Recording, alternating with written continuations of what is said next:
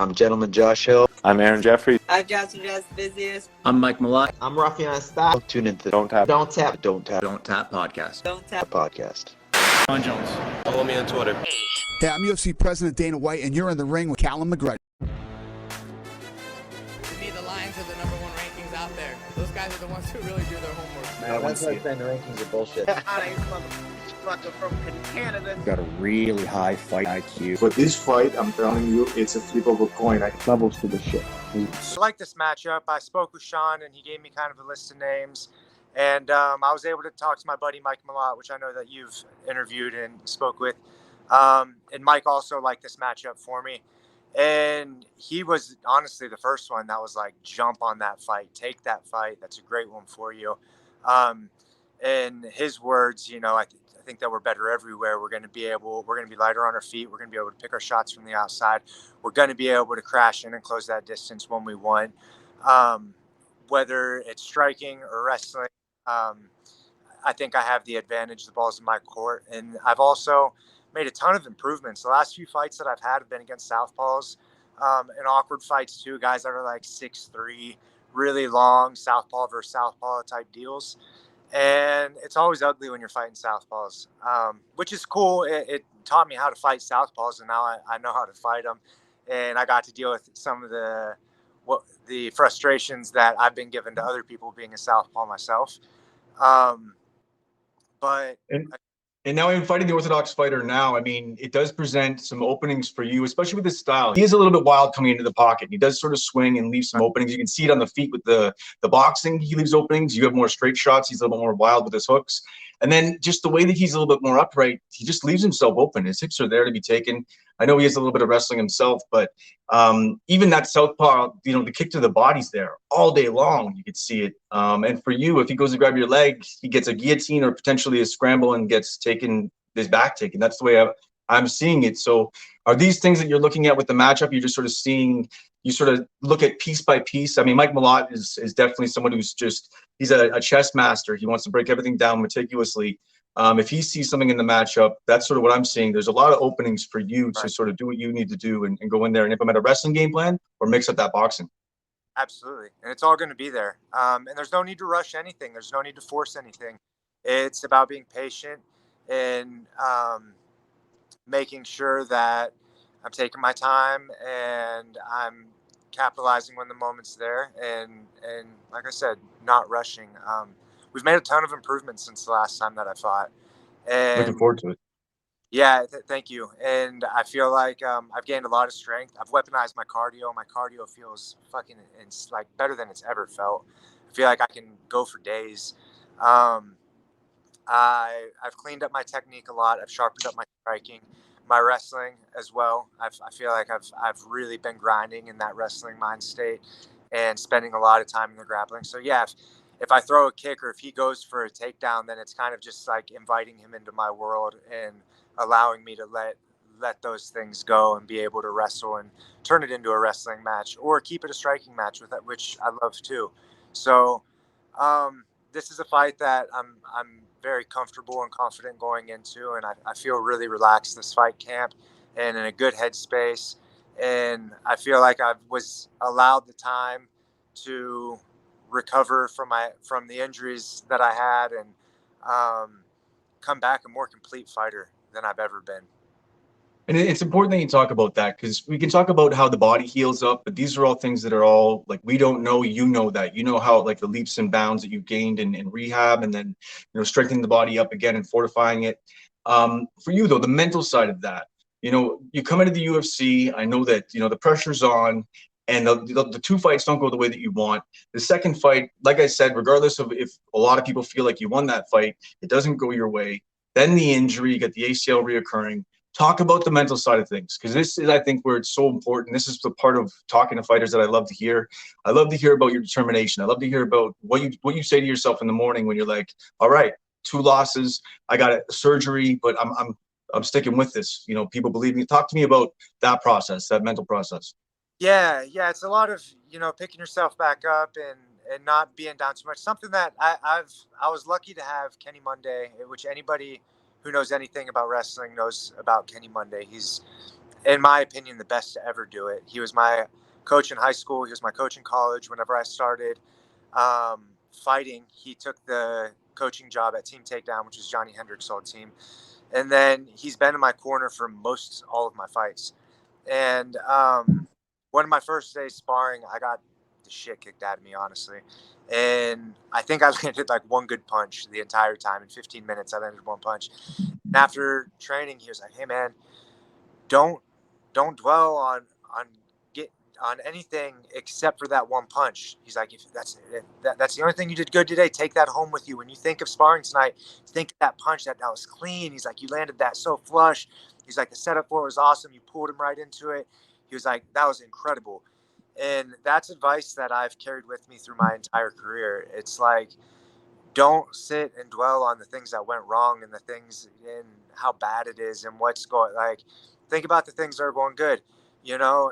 Coming back from ACL surgery, you have to learn how to walk again. You have to learn how to do like simple tasks again. You have to really retrain yourself how to do these easy things, and you have to find joy and pleasure in those things. If you don't, you're just miserable, and you start to become a victim and feeling like the world's crumbling on you, and it's not a good place to be, and it's not a place that you can stay if you want to continue to fight at the level that I want to fight at. So I really have a short memory when it comes to what went wrong and what happened. And when it comes to the Nostrat fight, he's a sick fighter, man.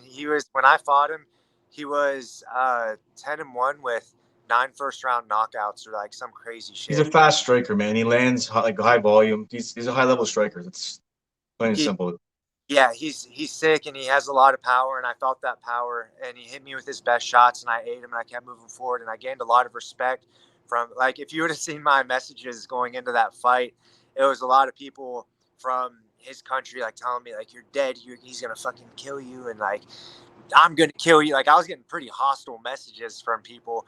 And then as soon as the fight was over, all of those same people were like, "My bad, you're a warrior, like, you're like a respect." And so like, those are things that I took from that fight. I didn't sit there and like be upset that I lost the fight. I also felt like after the fight, I still had energy. I feel like my game plan for that fight was to really pick it up at the end of the second and then the third. And I did do that. And I feel like I started to run away with the fight, but it was just too little too late. My biggest regret was not just like coming at him the entire time. Moving on from that, obviously the Pena fight, there's a lot of good things to take from that fight as well. A lot, man. There's a lot to take away from that fight. Like I gotta applaud you on it, man. You at first, it didn't seem like the game plan was fully going exactly, and then the way that you were changing your levels and your striking, you started to get into your zone and your rhythm, started landing your shots, and although their perception of what he was landing was, I don't know, I guess they were giving it more value and damaging, like, you were landing some beautiful combinations and starting to set up that wrestling too. So thank you. And yeah, and something that a lot of people didn't know is, like, Pena he moves very lateral, or like forwards and backwards. He doesn't move left and right very well. So my plan was kind of like get off on angles and then re-attack. And so it was throw away 2 or 3 punches to land 2 or 3 punches. So I think a lot of people maybe didn't know that, like, yeah, I didn't land my first 2 or 3 punches on the way in, but that was never the plan. Was like, it was just to close the distance intelligently so that I could land the next 3. And you got to knock on that door, man, right? You got to knock on that door. Otherwise, you're setting yourself up for hell. So I'm with that. You actually sort of alluded to some of the questions I was going to ask you. Was people can ask like what we learned from losses, what we learned from mistakes and whatever else, and that sort of helps everybody as a whole. But I mean, for you coming off of the UFC losses at the highest level, there's so much to gain from that, especially coming into it. And now you've had the time off, you've had coaches to look at tape, you've had people to readjust game plan with you, rebuilding and fortifying the body. Now looking at your opponent again, he's really amped up right now. He seems to be amped up, and he's like, I watched in interviews, he's sort of hell-bent. I don't know how much it's going to translate when he comes into the actual cage and game plan pressing forward, but he seems to sort of press forward pretty fast.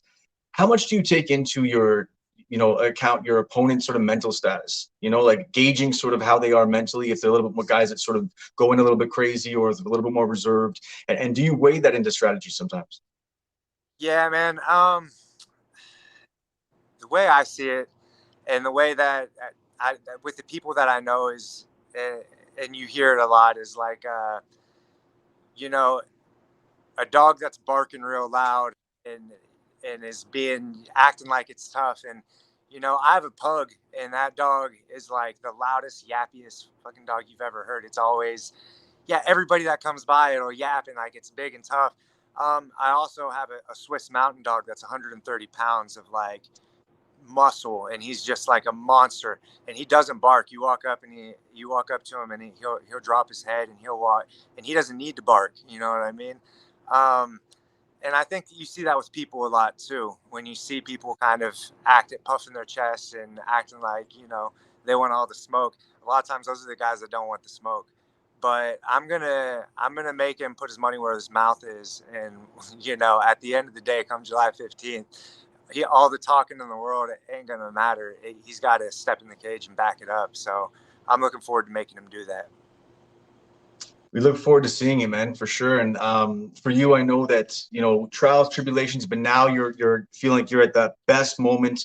You're at a prime age too, as a man, physically, strength-wise. This is sort of that peak time. So, I mean, this injury, although it's an injury, could be a godsend for the training that you've done, the time away from the cage. I mean, look what it did for, your teammate as well, Mike Malott. So definitely could be a huge thing as far as you stepping in the cage and just coming in with one of those victories that make people go, holy shit, where'd this come from type of thing.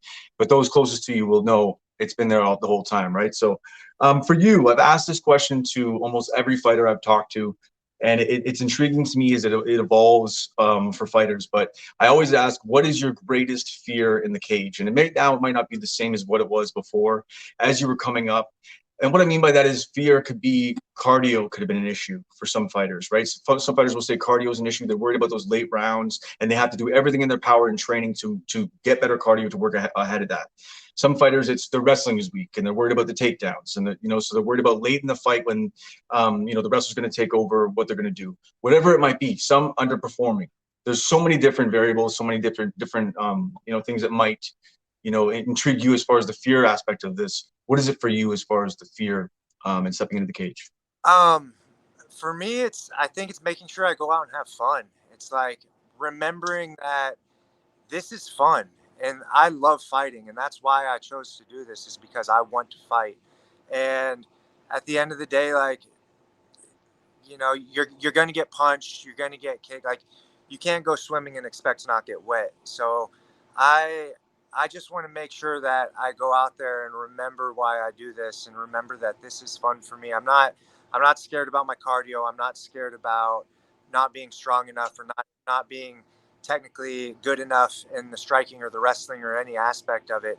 I'm certain of those things because I've tested myself already leading up to it. And I've like I said, I've weaponized my cardio, and I've weaponized my striking and my wrestling, and everything feels like it's where it needs to be.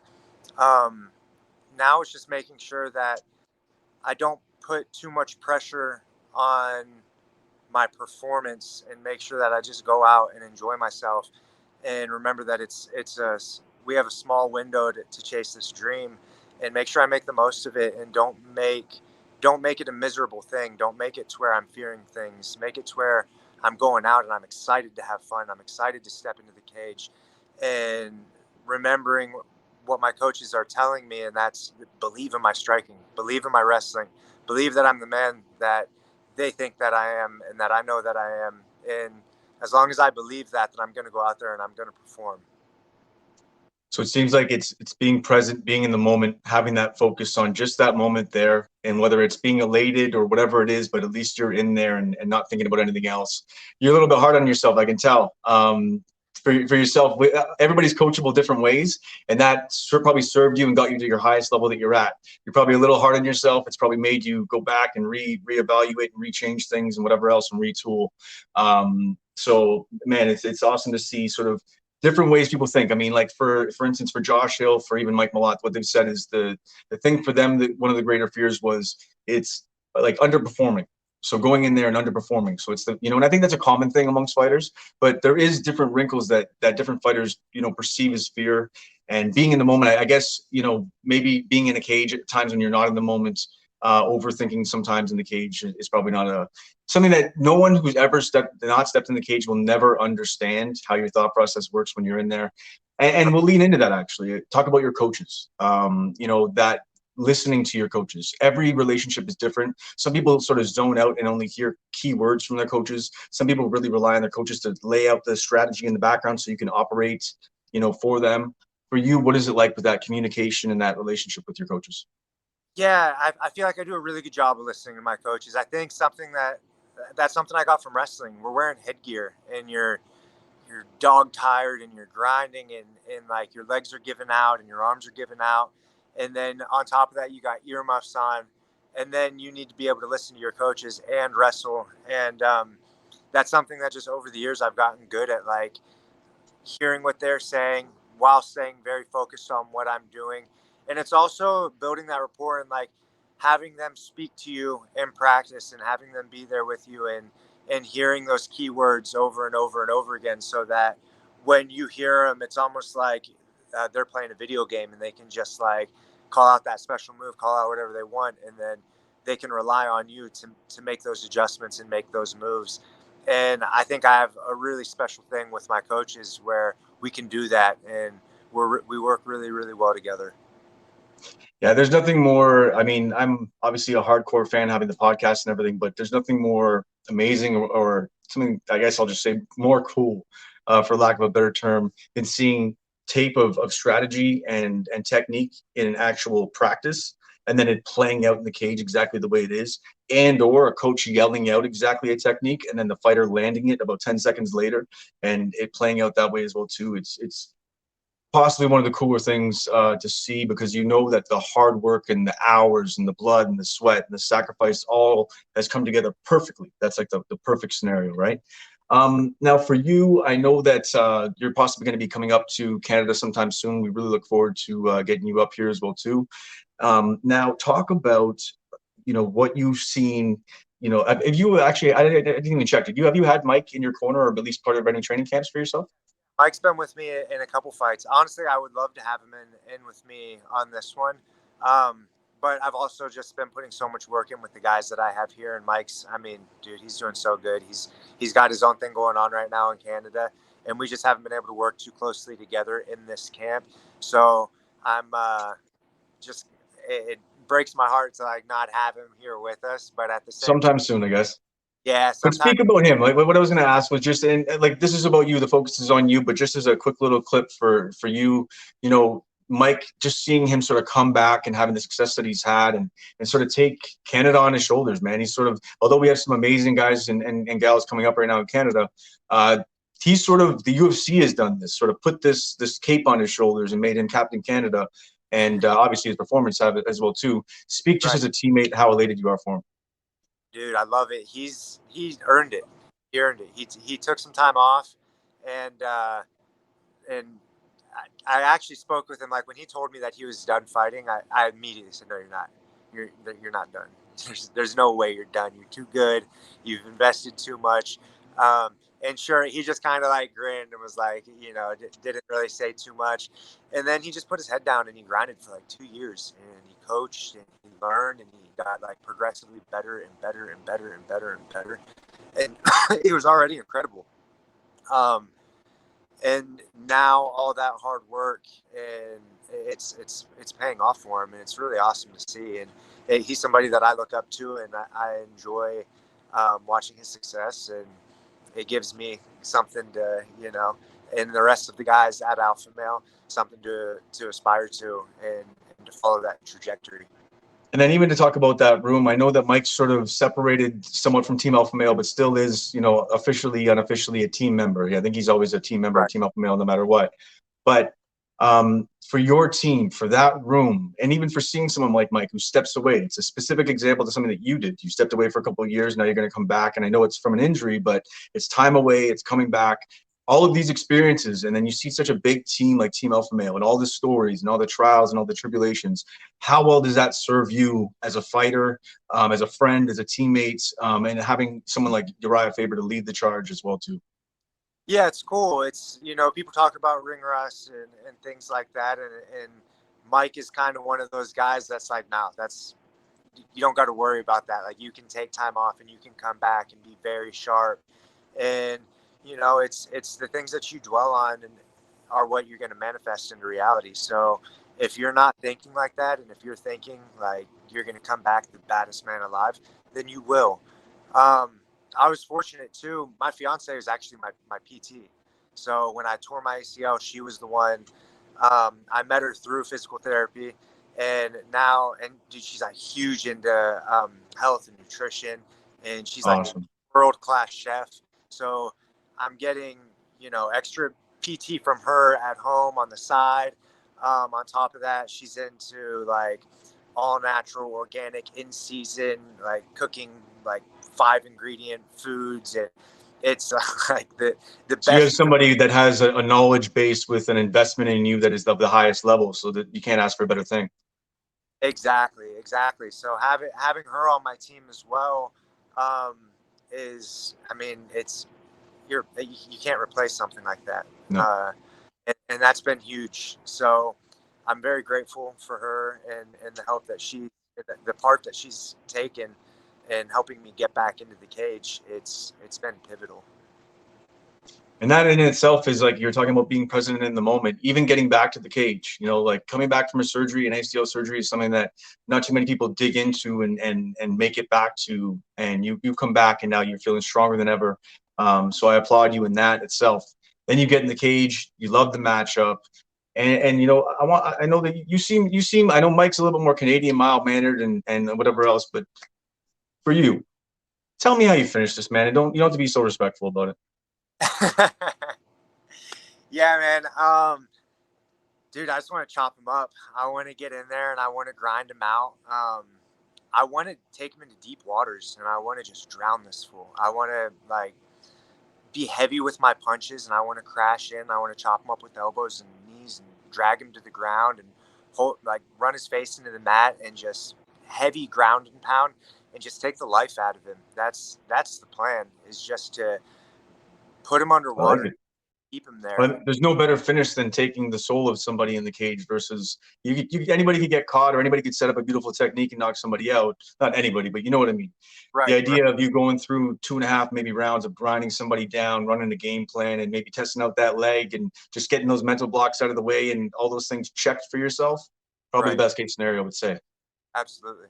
Obviously, you already saw my picks that are in. I'm looking forward to seeing what the takedown props will be, but we'll leave that one to myself. And now talking to you, although we do a breakdown podcast, I'm liking a late finish, but we'll leave it there. My name's Alex Munoz. I fight at Team Alpha Male, and I'm fighting at the UFC. Make sure to tune in and watch Don't Tap Podcast. I'm Gentleman Josh Hill. I'm Aaron Jeffrey. I'm Johnson Jazz Busiest. I'm Mike Malott. I'm Ruffian Style. Tune in to the Don't tap. Don't Tap Podcast. Don't tap. podcast. John Jones. Follow me on Twitter. Hey, I'm UFC President Dana White, and you're in the ring with Callum McGregor. To me, the Lions are the number 1 rankings out there. Those guys are the ones who really do their homework. Man, that's why saying the rankings are bullshit. Motherfucker from Canada. Got a really high fight IQ. But this fight, I'm telling you, it's a flip of a coin. Levels to the shit. So many high-level guys. So like the line is crazy. Oh, there we go. Oh, no, we're good. See, he's a pro.